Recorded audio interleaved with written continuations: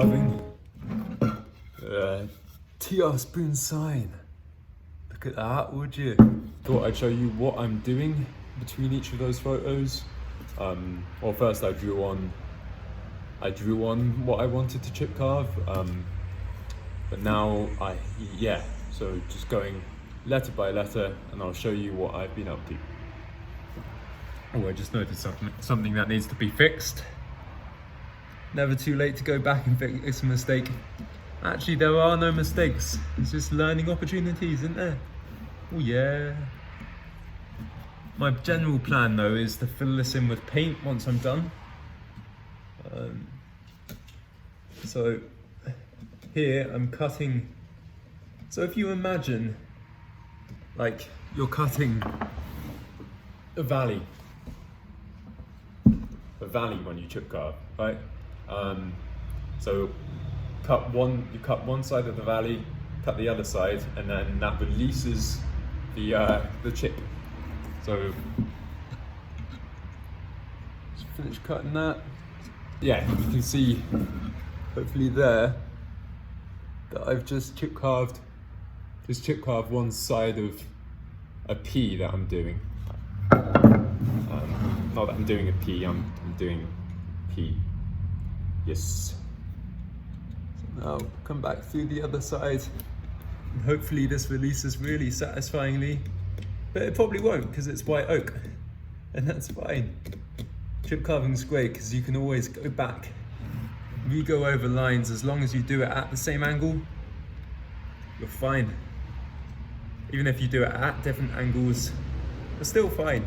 Just go deeper in the wood, which isn't great, but you know, it works. Right, going back over the other side, and hopefully this chip will release. Ooh. Ooh, yeah. Not releasing cleanly, probably because I changed my angles a bit, but that's okay. It'll clean up, and you won't even notice once it's all filled in with paint. Well, hopefully you do a bit, because I put a lot of work into this, so I did. It's taken me hours. Could have been making things that will make me money. Damn it. Damn capitalism. Okay. So this chip's almost been released, and then we'll move on to the more intricate parts of the chip carve. Okay. Almost fully released this chip. Come on. Come on. Alright, I don't need to make it clean down there because I'm gonna go back over it and do something else, but you can see a nice channel up in the wood. The long part of the P. Do the parts of letters have names? Question. Please comment below. I suppose. So yeah, then I'll move on next to the curvy part of the P and come back and do some finishing little details that will really pop, make it pop, you know, make it look all fancy. Okay. Curves are harder, but not impossible. Just have to give it a bit of patience, eh? Try not to put your fingers in the way of the knife, but you know what I do, so do what I say, not what I do. Yeah, it's always best when your finger's behind the knife.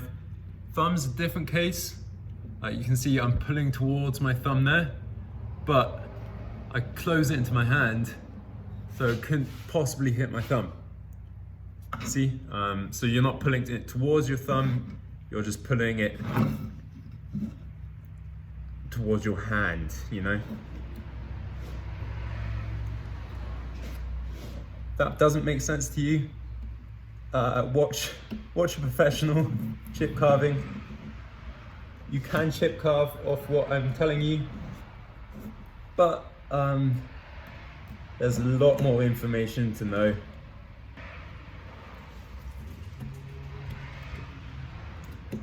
There we go. almost there with the P. It's come out pretty good, pretty much how I want it, and that's good enough. Good enough. Okay.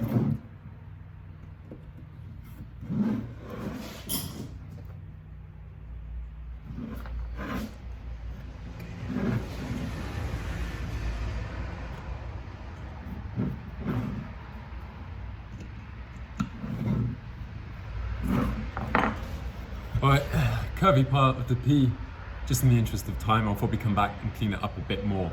But, finishing touches. Gonna hang it over the door of our workshop, so if you drive past the house with TRSpoons written on it, come say hello. Or don't, because that might be a bit creepy. Unless I know you. Yeah. In which case, come have a cup of tea. Probably can't see a lot of what I'm doing, but basically using two grips. This one where I pull towards my knife, and one, well, you can do more like a pencil as well, but I often just hold close grip and push with my left hand. Gives you a lot more power, because you need both power and control when chip carving, especially when you're chip carving white oak. Damn it. Okay, almost there with the P. Boom. Then I'll show you the other letters, just in the picture form. But thank you for joining me.